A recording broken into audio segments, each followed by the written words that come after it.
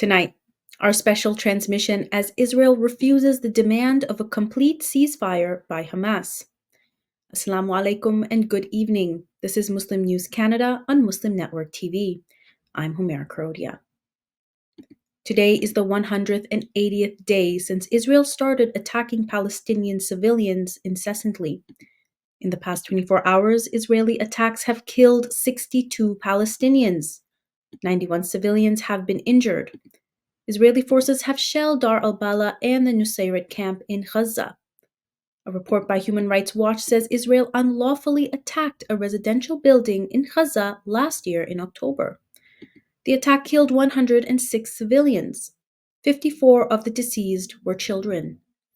Reports are emerging that Israel has been using AI-assisted system Lavender to identify tens of thousands of Palestinians in Gaza as potential targets. Experts say the system is posing a risk to civilian lives. The recent killing of 7 humanitarian workers in Gaza has drawn global condemnation. The US, the UK, Australia, and Canada are calling for an investigation. Celebrity chef Jose Andres, who founded the World Central Kitchen, says the convoys were picked off one by one by an Israeli drone. Later, a missile strike killed all 7 aid workers who were headed to rescue the injured. The death toll from Israel's war is staggering. At the time of writing, at least 33,037 Palestinians have been killed. A report by the United Nations estimates around 8,000 civilians are buried under the rubble. 75,668 have been injured. Israel's revised death toll from Hamas's attacks stands at 1,139. The announcement by the US to build a pier to bring aid via maritime route has caused a concern. Experts say the US should have instead forced Israel to open land routes to Gaza. Some analysts are drawing parallels between the floating pier and the Israeli proposal of creating a futuristic island. In January, Israel's Foreign Minister Israel Katz proposed a futuristic artificial island to distribute aid to war-ravaged Gaza. Critics fear the pier resembles this proposal and will be used to consolidate Israeli control rather than increasing aid. Shira Efron, director of research at the Israeli Policy Forum, says there are similarities between the two ideas. She says this will make it convenient for Israel to keep land borders to Gaza permanently closed. The US military will construct the floating pier 3 to 5 miles off the coast of Gaza. An 18,000-foot floating causeway will be anchored to a Gaza beach. Ships will ferry aid from the staging ground at the Cypriot port of Larnaca to the floating pier. Support vessels will transport the aid from the pier to the 2-lane causeway. Analysts say that the maritime corridor is attractive to Israel because it allows them to retain overall control of aid deliveries and reduce reliance on Egypt.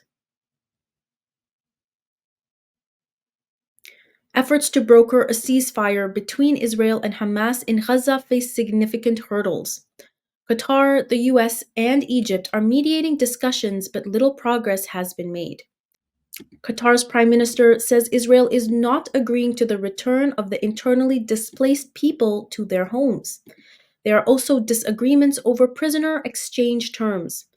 Palestinian leaders demand a permanent ceasefire and a complete Israeli withdrawal before releasing prisoners. Israel says it is only interested in a temporary truce to free the captives. On the other hand, Hamas says it will release the captives when Israel agrees to permanently end the war.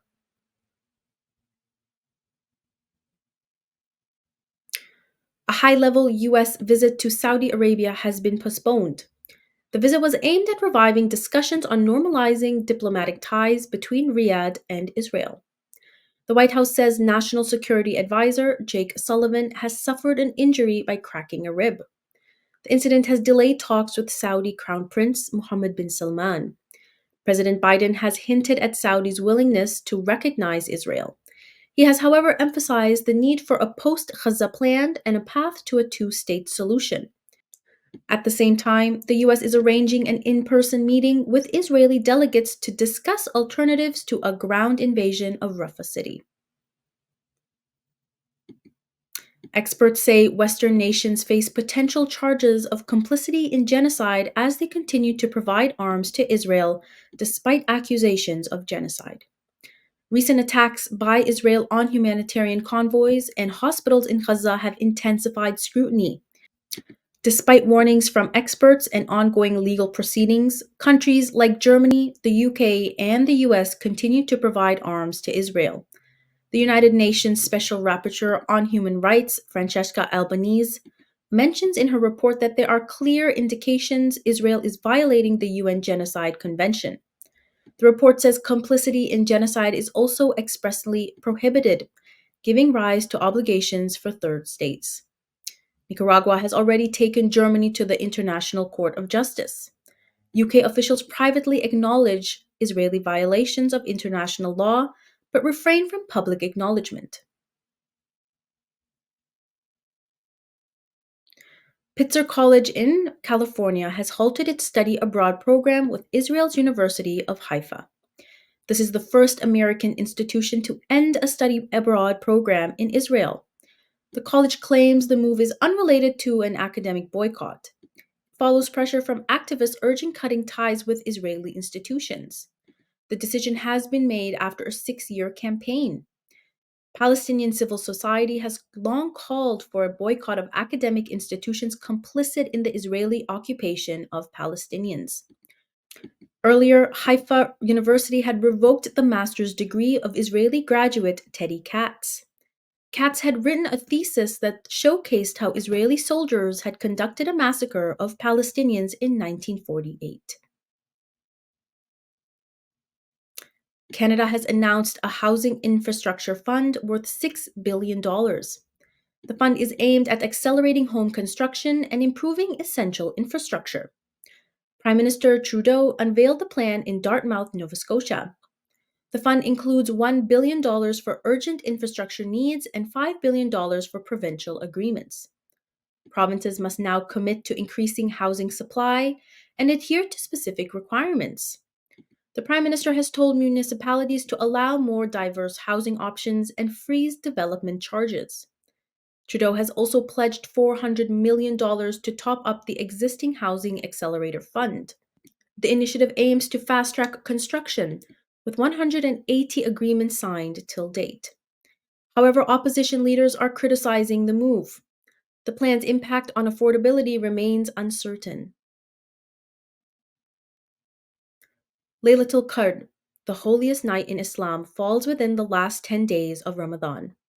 Muslims believe it is when the Quran was revealed to Prophet Muhammad, peace be upon him, 1400 years ago. Some Islamic scholars interpret it as the night of power.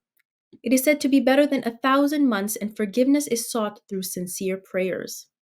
Its exact date remains unknown and is sought out on the odd nights. At many places, congregational worship is held in mosques on these nights. Muslims spend these nights in worship. They seek spiritual upliftment and forgiveness through prayers, supplications, and Quran recitations. Seclusion, charity, and avoiding distractions are also common practices. Some opt for seclusion in the mosque for the final 10 days of Ramadan. Thank you for watching. Our news is produced by Muslim Network TV, which is a not-for-profit organization. We need your support for donations. Please scan the QR code on our broadcast or visit muslimnetwork.tv to donate now, so we can continue to amplify the voices of Muslims in Canada and abroad.